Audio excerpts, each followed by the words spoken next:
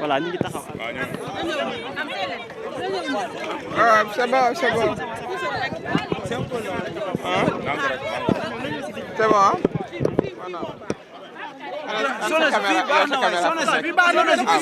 C'est bon. waaw ay ca leen ay ca leen. fii dafa baax. Ah ouais, c'est ça. Ouais. C'est bon? Oui, je suis venu dama ñëw tey fekkee audience bi nga xam ne moo am fii. ay sa téléphone du wax sa sac. dama ñëw tey fekkee audience bi nga xam ne ci la ñuy dogal participation bu Ousmane Sonko sama ñëw bi nag ñëw solidarité la ak di am yaakaar ne cette fois-ci justice sénégalaise dina dire le droit maanaam dana àtte yoon. soo bi ñëwul de. dégg nañu avocat yi mais defe naa ne waxuma avocat yi sax mais sénégalais yëpp jàpp nañ ne vraiment lii yëpp politique ko lal.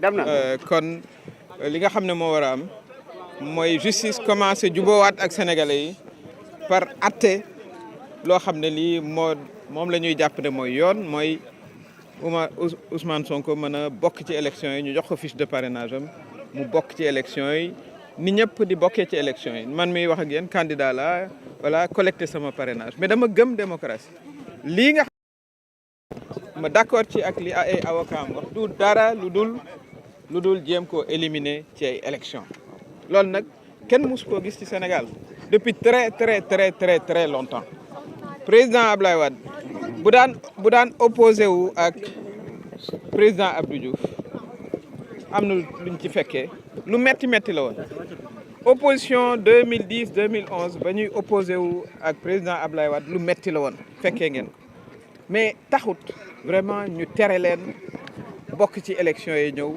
taxul ñu tëj leen ci kaso bi taxul it aussi ñu tëj seeni militant kon dellu ginnaaw bi nga xam ne gis nañu ko mais dafa jéggi dayoo ñu war cee taxaw nag ñu war cee taxaw kon maa ngi am yaakaar ne tey fii xëy na ci tribunal de grande instance de Dakar réconciliation maanaam jubóowaat ak justice bi dana tàmbale par décision bu jaar yoon dama ci profiter nag yéeg seeti le juge Maham Diallo mi nga xam ne mooy joxe autorisation de visite yi toog di ko xaar pendant 2 heures de temps mu ñëw romb ma ci salle d'attente mi nuyu ma tëju ci cabinet sañatu la génn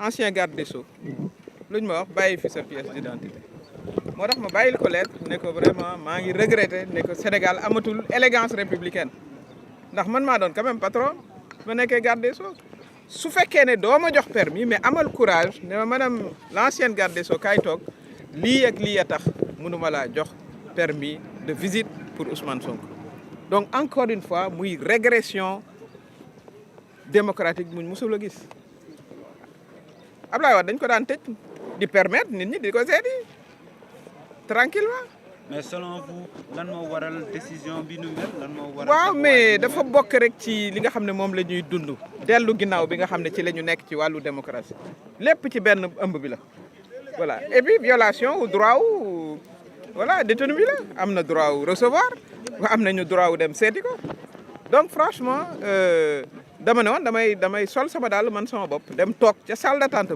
ba may dem bàyyil naa ko bataaxal bind ko ne que je regrette que amul matuwaayu toog wax ma lu tax waroo joxe ay permis de visite pourquoi voilà donc situation boobu la nu fi fekk mais li ci ëpp solo mooy décision bi ñuy xaar muy doon décision boo xam ne mooy réconcilier ni ma ko waxee jubalewaat sénégalais yi ak seen justice parce que sénégalais yi nag vraiment mere nañ seen justice parce que lii nuy gis avocats yi jaar ci mais du dara lu dul bëgg a tere ab candidat mu bokk ci élection loolu mosut am depuis très longtemps Sénégal nag dañ koy bàkkee démocratie bu ñu demee ba ñu naan voilà opposant bi fi nekk tëj nañ ko kaso nangam dans 2 mois la ñuy dem élection am juge boo xam ne bii nañ ko fàttaliku dafa ne jox leen ko ay fiches ñu dem direction générale des élections ne du ma def loolu déjà premier problème administration yow boo respecté wu loi kan mooy respecté loi ñu dem cour suprême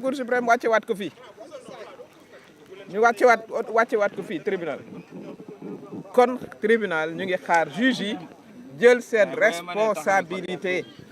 responsabilité ku ciy ragal président Macky Sall dem na deseetu ko fii voilà lu bari donc lan la ñuy ragal nañu gëm seen bopp voilà ragal yàlla aussi gëm li nga xam ne moom la ñu jàng muy droit ñu appliquer ko pour tout le monde bàyyi xale yi nga xam ne dañ leen a téye fa ma toog ci bureau juge ba xale yaa ngi fay ñëw di wut ay permis pour seeti seen ay morom yoo xam ne yi defuñu woon dara lu dul exercer seen droit constitutionnel constitution may na la nga manifester waxuñ la nga toj wala nga sàcc du ñooñoo fa nekk man mii di wax ngeen sama responsable départemental bu Tamba ma nga ca kaso ba depuis 6 mois.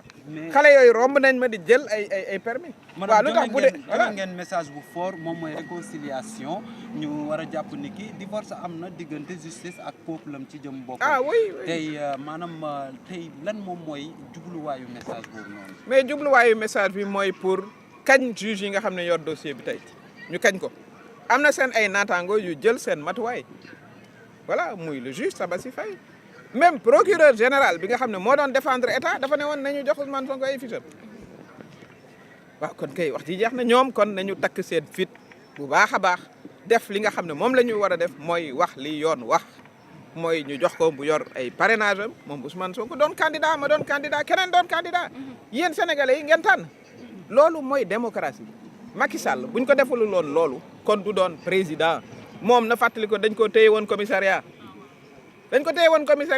ne dafa def blanchiment d'argent dañ ko mujj bàyyi waaw buñ ko téye woon jàllale ko ci juge bi mandat de dépôt ko kon nu muy def kon du mës a doon président de la république kon li nga xam ne moom lay wax mooy damay woo tous les démocrates mag ndaw góor jigéen ñu taxaw parce que démocratie nag moo yor réew mën ngaa yor wurus wala fer ak diamant voilà te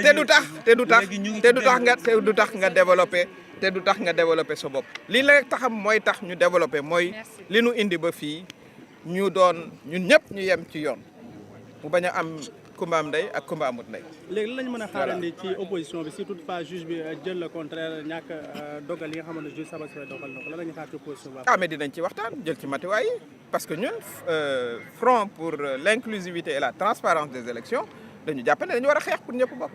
dinañ étudier nag les formes de lutte ensemble waaye moom taxaw moom dafa jot parce que bu nu taxawlee aussi la ca kanam aussi voilà. du doon lu nu neex.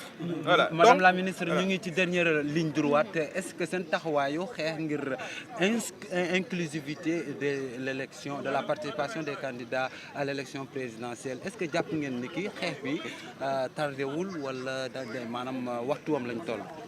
waaw mais dinañu ci xeex ba dernier jour dernier moment voilà dinañ ci xeex ba dernier jour dernier moment dernière minute xeex nag loolu la voilà dinañ ci def suñu kéemtalaayu kattan voilà di ci woo nag ni ma ko waxee suñu doom yi suñu jarbaat yi suñu borom kër yi tout le monde parce que yëf yi Sénégal la ñuy taxawal luñ suñu bopp voilà mënuñoo xeex pendant ay année ba démocratie yegg si fii voilà ñu bëgg ko faagaagal delloo ñu ginnaaw ñu ñuy comparer ak dëkk yoo xam ne yii bon vraiment daawuñu seen sax ci wàllu démocratie di yàq deru Sénégal looloo fi nekk kon loolu dafa laaj taxawaay yéen it ma sant leen presse parce que yéen a ngi ciy liggéey aussi liggéey bu am solo. Merci beaucoup. Voilà. Jërëjëf. Mais maintenant en français vous avez livré un message fort aujourd'hui de réconciliation du peuple et sa justice. Aujourd'hui, quelle est en tout cas la portée de votre message? Oui, nous sommes venus exprimer notre solidarité à Ousmane Sonko en assistant à une partie de l'audience. Et c'est l'occasion d'appeler les magistrats à entamer un processus de réconciliation entre les Sénégalais et leur justice. Parce qu'aujourd'hui, vous interrogez n'importe quel Sénégalais dans la rue, vous lui demandez est-ce que la justice est équitable, il vous dira non, qu'il y a 2 poids, 2 mesures dans la justice. C'est l'occasion aujourd'hui, ici au tribunal de Dakar, de grande instance, de commencer le processus de réconciliation entre le peuple sénégalais et sa justice. Donc le message, il est d'abord adressé aux juges qui auront ce dossier, qui vont décider. Le juge de Ziguinchor a fait son travail, c'est un magistrat. Même le procureur général près la Cour suprême, mais a pris une position qui était contraire à celle de l'État. Et pourtant, il est supposé défendre l'État. Il a dit qu'on remette les fiches de parrainage à Ousmane Sonko.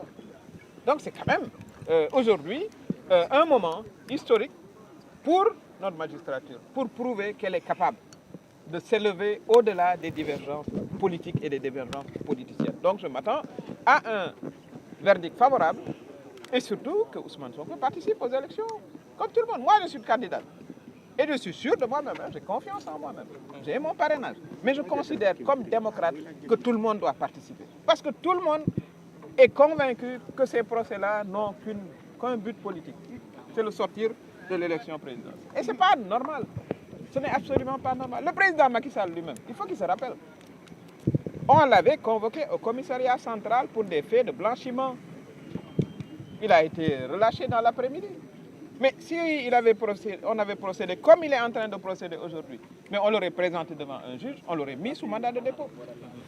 Donc il faut qu'il, dans un dernier sursaut, je dirais, il revienne à la normale. La normale, c'est une démocratie qui fonctionne. La normale, c'est des élections inclusives où tout le monde peut participer. Voilà ce qui nous a amené ce message-là. Alors, j'en ai profité pour aller voir le juge Maham Diallo pour lui demander un permis de visite, puisque j'étais allé une première fois, on m'a dit que le tampon n'était pas clair. Je l'ai attendu, il s'est enfermé dans son bureau. Il n'a pas eu le courage de me recevoir pour me dire pourquoi il ne me le donnait pas.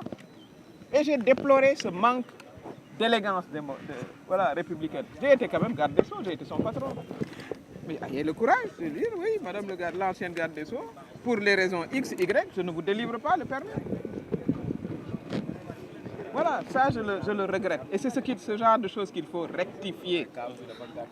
Et il faut également qu'on libère tous ces jeunes. Pendant que je l'attendais, pendant plus de 2 heures de temps, dans sa salle d'attente, beaucoup de jeunes venaient prendre des permis de visite pour aller voir des jeunes qui sont emprisonnés, alors qu'ils ne faisaient qu'exercer leurs droits constitutionnels. Mon responsable, Souleymane Dembélé, départemental de Tambacounda, est en prison depuis 6 mois. Mais ils sont des milliers de jeunes comme lui. Ils ont des familles, ils ont des enfants, ils ont des épouses. C'est une violation, mais caractérisée de leur viol. Et ça, ce n'est pas le Sénégal. Le Sénégal est engagé depuis quelque temps dans une forme de régression démocratique qu'on n'a jamais vue depuis plus de 30 ans. Ça, je le dis. Donc, je lance aussi un appel aux démocrates.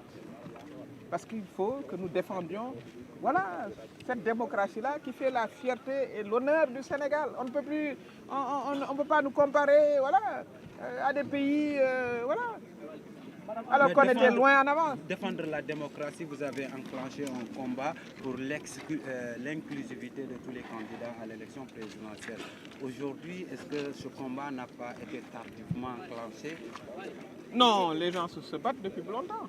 D'ailleurs, c'est cette bataille-là qui a fait reculer le président Macky Sall. Sinon, ça aurait été lui le candidat. Continuez à se battre. Dans la vie, vous vous battez jusqu'à votre dernière énergie. En tout cas, moi, c'est ma conception de la vie.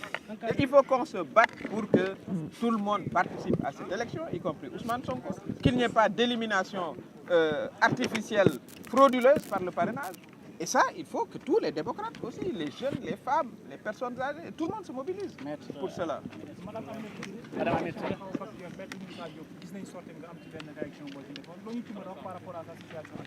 Ah, mais je suis suivre ni rek ci télé bi mais man li ma laajte mooy mu am une commission d'enquête. Li ma wax ci justice bi yëpp je n'ai pas dit commission d'enquête par hasard. Voilà. Le procureur s'autosaisit rapidement pour certaines affaires, mais pour d'autres affaires, on ne l'entend pas. L'affaire des 1000 milliards, le procureur lui prend son temps. Voilà. Donc voilà le problème. Et il faut qu'on ait cette commission d'enquête, qu'on nous éclaircisse tous les types de licences qui ont été données pour tous les types, voilà, de matériaux nobles, moins nobles. Qu'on sache. Qu'on sache. Merci.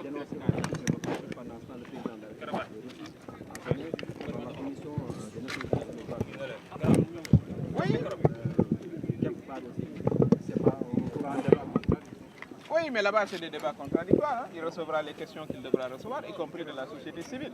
Mais moi, je vous donne mon point de vue, et je vous le donne entièrement. On vit un recul démocratique sans précédent. Vous-même, les journalistes, combien d'entre vous ont été emprisonnés? Combien? Combien? Si nous étions un recul démocratique, significatif. Est-ce que la déclaration des droits de l'homme aujourd'hui accueillerait... Mais tout le monde, les Nations Unies, les Nations Unies, c'est les pays membres. On reçoit tous les pays membres. Voilà. Et on discute de l'état des droits de l'homme dans leur pays. Mais moi, ce qui m'intéresse, ce n'est pas ce qui se passe à Genève. Hein. C'est ce qui se passe ici au Sénégal. Parce qu'on est Sénégalais. Moi, c'est ça qui m'intéresse aujourd'hui. Et il faut... C'est lié. Mais moi, fondamentalement, j'ai le droit de m'intéresser à ce dont je veux m'intéresser, monsieur. Ce qui m'intéresse, c'est le Sénégal et les Sénégalais. Et en l'occurrence, les élections vers lesquelles nous allons. Et il faut aujourd'hui que le verdict soit un verdict qui commence à réconcilier les Sénégalais avec leur justice. Parce que vous prenez les Sénégalais, vous les interrogerez, 99% vous diront que la justice n'est pas impartiale. Notamment dans ce cas-là, celui d'Ousmane Sonko. Est-ce que vous gardez l'espoir que la justice sera... Je garde l'espoir parce que je pense qu'il y a des magistrats quand même qui continuent à croire à l'état de droit, je le crois. Je l'ai dit, hein, il y a eu des magistrats, des magistrates, donc il y a eu 2 femmes quand même, des femmes. On voudrait que les femmes soient plus... voilà. Et on continuera à se battre. En cas de, quelle que soit la décision, on continuera à se battre jusqu'à la dernière minute, jusqu'au dernier moment. Le combat pour la démocratie, c'est un combat qui nous transcende. Voilà. Parce que c'est par la démocratie qu'on va pouvoir continuer à vivre ensemble, comme on le fait jusqu'à présent, et à valoriser nos ressources. Voilà, on va avoir du pétrole et du gaz, mais si on n'a pas un état de droit et un état démocratique, mais ce qui va arriver aux autres pays va nous arriver. Et on ne le souhaite pas. C'est le sens du combat que nous menons. Merci. Merci à vous.